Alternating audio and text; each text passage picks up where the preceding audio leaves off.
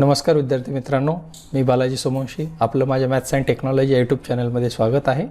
आजच्या व्हिडिओमध्ये आपण इयत्ता 9वी गणित भाग 2 म्हणजे भूमिती यामधील प्रकरण पहिले भूमितीतील मूलभूत संबोध त्यामधील सराव संच 1.1 पाहणार आहोत।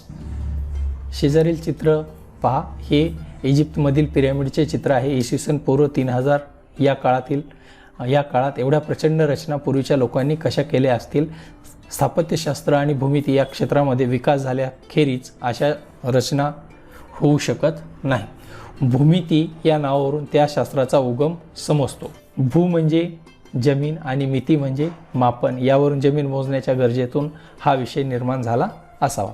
अनेक देशांमध्ये भूमितीचा विकास वेगवेगळ्या काळात व वेगवेगळ्या रचनांसाठी झाला। थेल्स हा आद्य ग्रीक गणितज्ञ इजिप्तमध्ये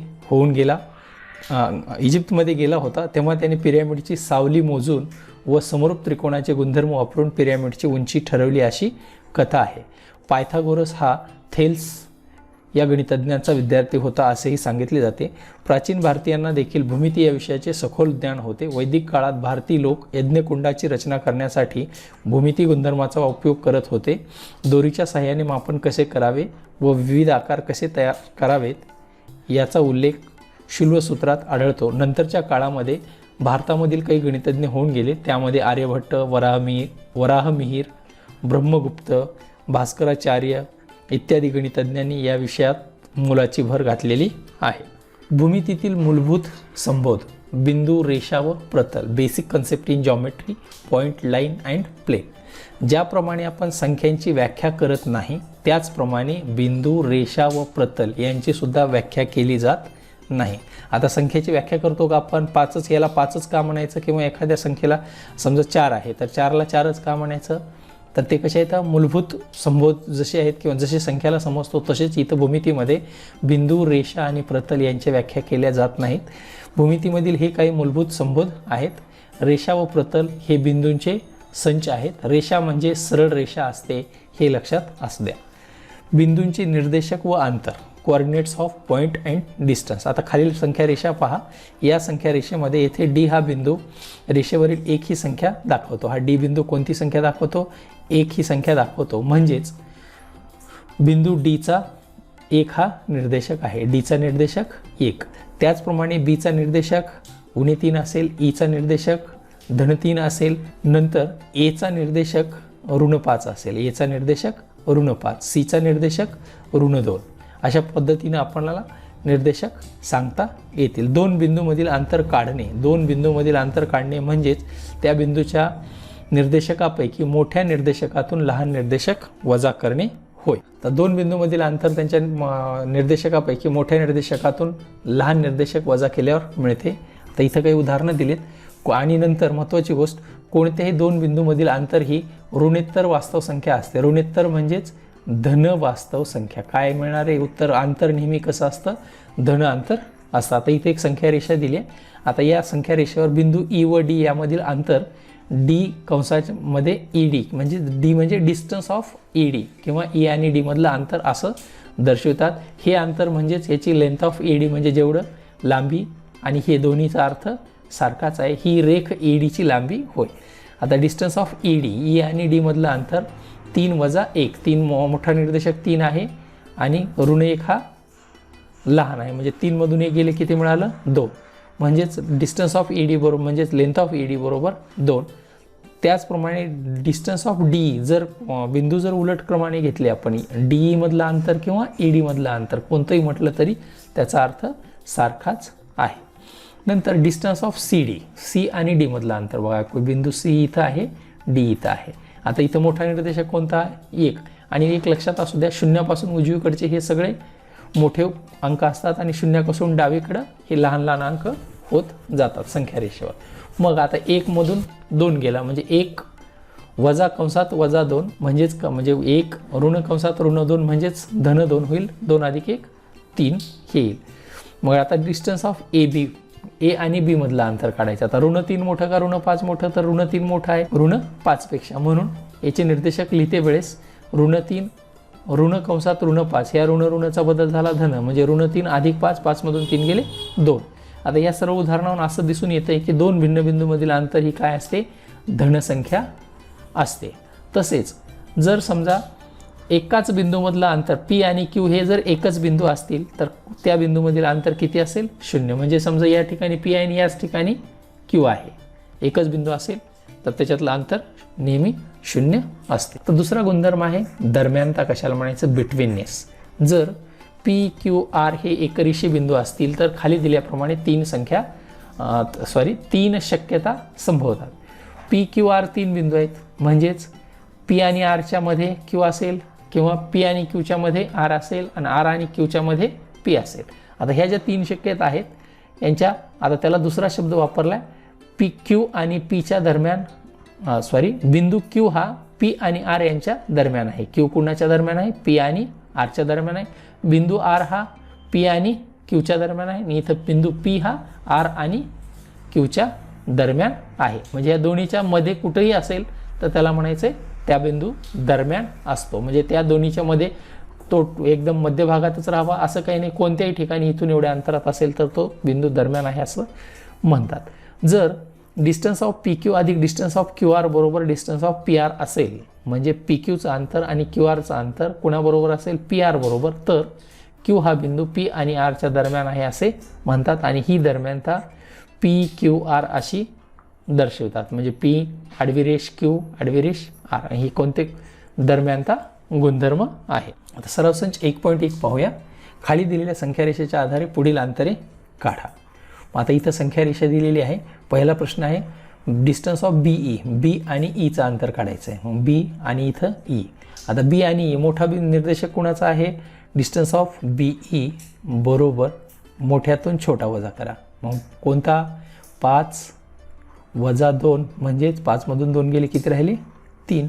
त्याचप्रमाणे डिस्टन्स ऑफ जे ए बरोबर जे आणि ए. पहा इथं जे आहे आणि ए कुठं आहे? इथं ए. मग आता निश्चितच एक मोठा आहे ऋण 2 पेक्षा, म्हणून काय असेल? 1 ऋण कंसात ऋण 2 बरोबर काय येईल? मग हे 1 अधिक 2 म्हणजेच अंतर मिळेल आपल्याला 3. तिसरा प्रश्न distance of P C, P आणि सी. पीचा निर्देशक ऋण 4 आहे, सीचा निर्देशक 3 आहे, म्हणून काय असेल मग? 3 ऋण कंसात ऋण पीचा निर्देशक ऋण 4. मग 3 ऋण ऋण धन होईल, 4 आणि 3 7. आणखीन एक प्रश्न विचारला आहे डिस्टन्स ऑफ जे एच, जे आणि एच ह्या दोन्हीमधलं अंतर काढायचं आहे. म्हणजेच जे एच बरोबर काय असेल? ऋण 1 ऋण कंसात ऋण 2 म्हणजेच ऋण 1 अधिक 2, तर 2 मधून 1 गेला 1, म्हणून डी एच अंतर डिस्टन्स ऑफ जे एच अंतर किती मिळालं? 1. नंतर त्याच संख्या रेषेवर आणखीन प्रश्न दिले पुढे डिस्टन्स ऑफ के कॉमा ओ.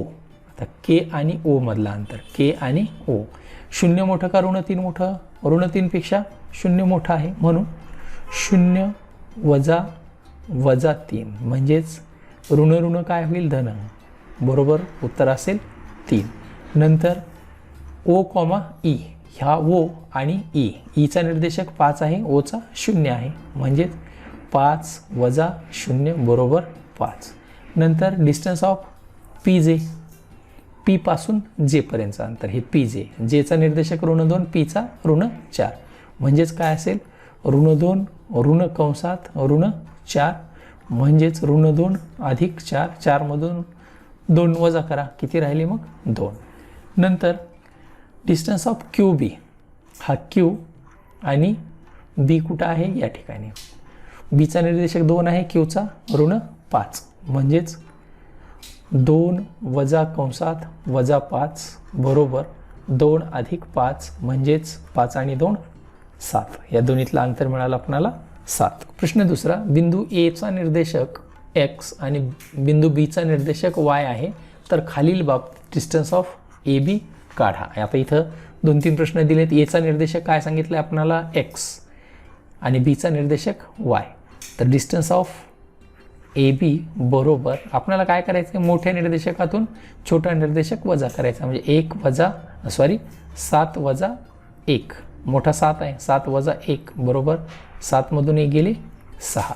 दुसरा सुद्धा तसंच असेल. डिस्टन्स ऑफ ए बी बरोबर मोठा निर्देशक 6 6 वजा कंसात वजा 2 बरोबर 6 अधिक 2 म्हणजेच 6 आणि 2 8. तिसरं आहे डिस्टन्स ऑफ ए बीच काढायचं. इथं पण मोठ्या निर्देशकातून छोटा निर्देशक 7 वजा कंसात वजा 3. मग काय होईल हे 7 ऋण ऋण धन 3 7 आणि 3 10. नंतरचा प्रश्न डिस्टन्स ऑफ ए बी बरोबर मोठा निर्देशक कोणता. आता ऋण 4 मोठं का ऋण 5 मोठं आपल्याला माहिती आहे. संख्या रेषेवर जर विचार केला तर ऋण 4 अगोदर येईल म्हणून ही मोठा असेल. ऋण 4 ऋण कंसात ऋण 5 मोठ्या निर्देशकातून छोटा निर्देशक ऋण 4 धन 5 5 मधून 4 गेले 1 राहिला. नंतर 5वं उदाहरण तेच मोठ्या निर्देशकातून छोटा निर्देशक मोठं कोणता असेल इथं ऋण 3 ऋण कंसात ऋण 6 म्हणजेच ऋण 3 अधिक 6 6 मधून 3 गेले 3. नंतरचा प्रश्न डिस्टन्स ऑफ ए बी बरोबर 4 आणि ऋण 8 म्हणजे 4 वजा कंसात वजा 8 बरोबर 4 ऋण ऋण धन 8 8 आणि 4 12. प्रश्न तिसरा खाली दिलेल्या माहितीवरून कोणता बिंदू इतर दोन बिंदूच्या दरम्यान आहे ते ठरवा आणि दिलेले बिंदू एकरेषी नसतील तर तसे लिहा. आता इथं 3 बिंदू दिलेले आहेत, 3 अंतर दिलेत. कोणकोणतं अंतर दिले. पी आर बरोबर 7 पी क्यू बरोबर 10 आणि क्यू आर बरोबर 3. तर आता इथं कोणत्याही दोघांची बेरीज तिसऱ्या बरोबर येते का पहा म्हणजे एकरेषी लक्षात येईल आपल्या. हे का या पहिल्याची आणि ह्याची जर बेरीज केली तर 7 आणि 3 10 म्हणजेच काय सांगता येईल मग आपल्याला डिस्टन्स ऑफ पी आर अधिक डिस्टन्स ऑफ क्यू आर बरोबर डिस्टन्स ऑफ पी क्यू आहे का. इथं बघा 7 अधिक 3 बरोबर 10 तर 10 बरोबर 10 आहे. दोन्ही सारखं आहे म्हणून कोणकोणते बिंदू एकरेषीय आहेत. मग कोणत्या बाजूच्या दरम्यान कोणता बिंदू आला. मग आता इथं पाहिल्यानंतर बघता तुम्हाला लक्षात येईल पी आर आणि क्यू आर म्हणजे यांच्या दरम्यान म्हणजेच आपण आकृती जर काढली तर इथं असेल पी इथं असेल क्यू आणि या ठिकाणी दुसरं पहिलं अंतर किती दिलेलं होतं आपल्याला पी आर अंतर 7 म्हणजे एक अंदाजे आपण घेऊ या ठिकाणी. म्हणून पी आर क्यू दरम्यानचा गुणधर्म काय असेल आपला पी आर क्यू आणि हे तिन्ही बिंदू कसे असतील एकरेषीय आहेत. जर दिलेले बिंदू एकरेषीय नसतील तर सांगायचं. तर तिन्ही एकरेषीय आहेत आणि कोण कोणाच्या दरम्यान आहे तर पी आणि क्यूच्या दरम्यान आर आहे. दुसरा प्रश्न डिस्टन्स ऑफ आर एस बरोबर 8 डिस्टन्स ऑफ एस टी बरोबर 6 आणि डिस्टन्स ऑफ आर टी बरोबर 4. आता इथं कोणत्याही दोघांची बेरीज करा तिसऱ्या बरोबर येते का. सोपं 6 आणि 4 10 किंवा 8 आणि 6 14 येतच नाही.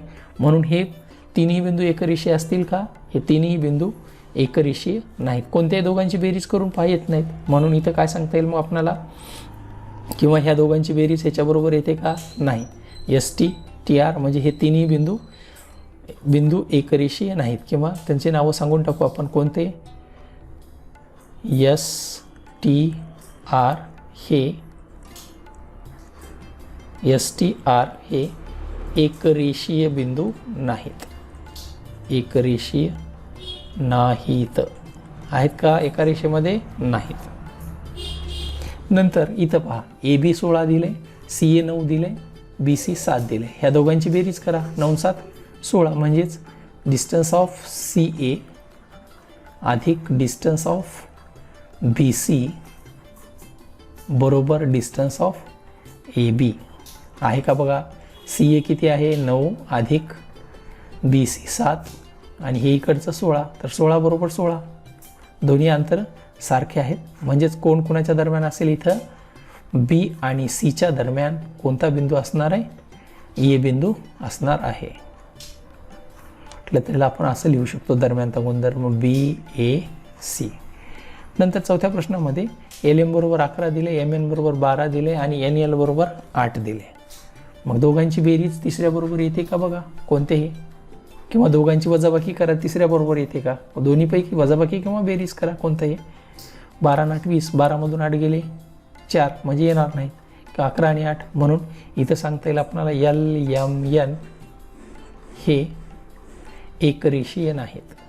एकरेषीय बिंदू नाहीत आहेत का एकरेषीय हे एकरेषीय नाहीत. नंतर 5व्या प्रश्नामध्ये XY 15 दिले, YZ 7 दिले आणि हे 7 आणि 8 15, म्हणजेच काय सांगता येईल तर मग डिस्टन्स ऑफ YZ अधिक डिस्टन्स ऑफ XZ बरोबर डिस्टन्स ऑफ XY.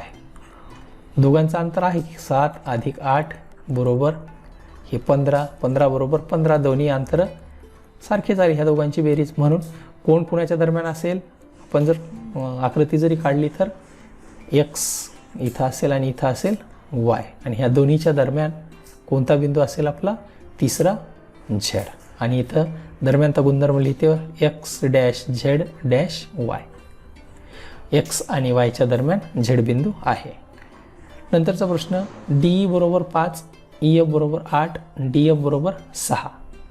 आता 8मधून 6 गेले येणार नाही बरोबर, किंवा 5 आणि 6 11, कोणतंही घेतलं तर येत नाही. म्हणून इथं सांगता येतील हे DE आणि शेवटचा F हे एकरेषीय आहेत का, एकरेषीय बिंदू नाहीत, एकरेषीय बिंदू नाहीत.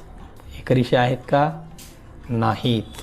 प्रश्न चौथा, एका संख्या रेषेवर A, B, C हे बिंदू असे घ्या की डिस्टन्स ऑफ AC बरोबर 10, डिस्टन्स ऑफ BC बरोबर CB बरोबर 8, डिस्टन्स ऑफ AB काढा. सर्व पर्यायांचा विचार करा. समजा आपण पहिला पर्याय घेऊ. काय काय सांगितले आपल्याला इथं, AC म्हणजे इथं A घेतला आणि नंतर या ठिकाणी B घेतला आपण. AC अंतर गृहीत धरू आपण, इथं C घेतला. AC अंतर 10 आहे आणि हे CB अंतर 8 आहे. तर एकूण अंतर किती होईल मग, डिस्टन्स ऑफ AB बरोबर डिस्टन्स ऑफ AB बरोबर 10 अधिक 8 म्हणजेच 18. एक शक्यता झाली. आणखीन एक शक्यता, समजा हीच आकृती जर आपण अशा स्वरूपात काढली, समजा इथं A आहे आणि नंतर दुसरा कोणता बिंदू सांगितला आहे, A, B आणि C एकरेषीय जर असतील तर आपल्याला काय सांगितलं आहे, हे एका संख्या रेषेवर हे बिंदू असे आहेत की असं यांचं अंतर, AC अंतर किती दिलेलं आहे, 10 दिलेलं आहे आणि CB अंतर दिलेलं आहे 8. मग आता हे जे 8 अंतर आहे ह्याच्याऐवजी समजा AC अंतर टोटलच मी घेतो, इथं या ठिकाणी C बिंदू आहे बरोबर, AC हे अंतर मिळालं आपल्याला 10. पण B बिंदू C पासून किती अंतरावर आहे, समजा 8, इथून इकडचं अंतर 8 आहे असं गृहीत धरा हे अंतर, कारण आणि इथं कोणता बिंदू असेल आपला B. मग AB बरोबर काय सांगता येईल, डिस्टन्स ऑफ AB बरोबर ह्या मोठ्यातून छोटं वजा करा, म्हणजेच कोणत्यामधून AC मधून BC वजा करावं लागेल, 10 वजा 8 तर बरोबर 2. म्हणून ह्या दोन शक्यता असतील. एक, जर C हा ABच्या दरम्यान असेल तर AB बरोबर 18 येईल, आणि जर ACच्या दरम्यान B असेल तर AB बरोबर काय मिळेल, 2 मिळेल. प्रश्न 5वा, XYZ हे एकरेषीय बिंदू आहेत. डिस्टन्स ऑफ XY बरोबर 17, YZ बरोबर 8, तर डिस्टन्स ऑफ XZ काढा. कोणतं काढायचं डिस्टन्स, X आणि Zचं. XY बरोबर हे तिघही एकरेषीय आहेत. मग इथं सुद्धा दोन शक्यता वापरता येईल आपल्याला. XY बरोबर किती आहे 17 आणि YZ बरोबर, मग एक अंदाजे आकृती काढू. समजा इथं X आहे, इथं Z घेतला, इथं Z, आणि ह्या दोन्हीच्या दरम्यान असाच तिसरा बिंदू Y आहे असं गृहीत धरलं. समजा XY किती दिले 17 आणि YZ आहे 8. पण कधीची शक्यता आहे ही पहिली, जर इथं कशाच्या आधारे किंवा वाटलं तर सांगू, जर XYZ असेल, XYZ असेल तर पहिली शक्यता. मग काय विचारलेलं आहे, डिस्टन्स ऑफ XZ बरोबर X आणि Z मधलं अंतर बरोबर काय असेल, मग 17 अधिक 8 बरोबर 25. पहिली शक्यता. दुसरी शक्यता, आता दुसऱ्या शक्यतेमध्ये काय करू आपण, जर X आणि Yच्या दरम्यान आपण काय घेतलं होतं, X आणि Zच्या दरम्यान Y घेतला होता. जर X आणि Yच्या दरम्यान XYच्या दरम्यानच Z असेल तर, जर XZY असं जर असेल तर दुसरी शक्यता काय येईल मग इथं समजा आपण आकृती काढू. समजा ही अंतर इथं x आहे आणि इथं y आहे. मग x y अंतर दिले आपल्याला, हे अंतर 17 मानू. नंतर y पासून z किती अंतरावर आहे, 8 अंतरावर आहे, म्हणून इथं z घेतलं. हे इथून एवढं अंतर 8 असेल. तर आपल्याला काय विचारलं, xz. मग डिस्टन्स ऑफ xz बरोबर आकृतीवरून पण लक्षात येतच असेल तुमच्या, हे अंतर काढायचं आहे. तर मोठ्या अंतरातून हे अंतर वजा करावं लागेल, म्हणजे 17 वजा 8. 17मधून 8 गेले, किती राहतील शिल्लक, 9. म्हणून ही दुसरी शक्यता आहे. आकृती काढून खालील प्रश्नांची उत्तरे द्या. जर ABC असेल आणि लेंथ ऑफ AC बरोबर 11, BC बरोबर 6.5, तर AB काढायचं. आता आकृतीत काय सांगितलं आपल्याला, ABC. आपण कोण कोणाच्या दरम्यान आहे, इथं A आहे, इथं C आहे, आणि ह्या दोन्हीच्या दरम्यान कुठंतरी काय आहे, B आहे. समजा इथं B आहे, आपण गृहीत धरू अंदाजे. मग आता AC अंतर, हो का, हे अंतर दिले किती, 11, हे AC पर्यंत. नंतर BC अंतर दिले 6.5. तर विचारले काय, AB. मग लेंथ ऑफ AB बरोबर, आता मी सुद्धा सांगण्याची काही आवश्यकता नाही, पटकन तुमच्या लक्षात आलंच असेल. काय असेल मग, 11 वजा 6.5. 11मधून 6.5 वजा करा, किती राहतील मग, 6.5 आणि अर्धा किती असेल, 7. 7 आणि 4 11, म्हणजे 4.5. तोंडी वजाबाकी करता येईल आपल्याला. आकृती काढून ह्या प्रश्नाचं उत्तर काय मिळालं, लेंथ ऑफ AB बरोबर 4.5. जर त्याच हेडिंगखाली RST बरोबर 3.7, RS बरोबर 2.5, तर लेंथ ऑफ RT काढा. आता इथं काय सांगितलं आपल्याला, RST. मग एक आकृती काढू आपण. सुरुवातीला बिंदू R आहे, इकडं T आहे. आता दोन्हीच्या मध्ये कुठंतरी S बिंदू आहे. आपल्याला अंतर कोणतं दिले, RTचंच काढायचं आहे.